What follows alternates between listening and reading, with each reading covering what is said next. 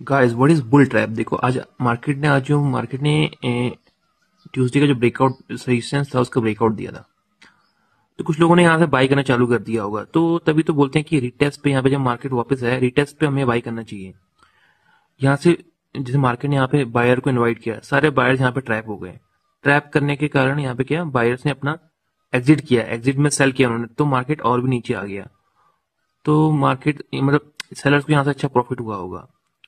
तो लिक्विडिटी के लिए क्या करते हैं, मार्केट जो होता है ना, पहले बायर्स को इनवाइट करते हैं कि मार्केट में लिक्विडिटी आए बायर्स की, तब जाके बड़ी क्वांटिटी में सेल किया जाता है बड़े प्लेयर्स द्वारा। तो this is pure example of a bull trap, जहाँ पे जो बुल्स है ना, जो बायर्स हैं वो ट्रैप हो गए हैं सारे। तो मार्केट यहाँ पे अच्छा खासा फॉल होता है। अगर मार्केट इस लेवल को तोड़ता है तो अच्छा खासा फॉल होता है। यहाँ से दो कंडीशन है, या तो यहाँ से रीटेस्ट होगा, या तो यहाँ से एक बुल ट्रैप बना के मार्केट अच्छा खासा फॉल करेगा। ओके।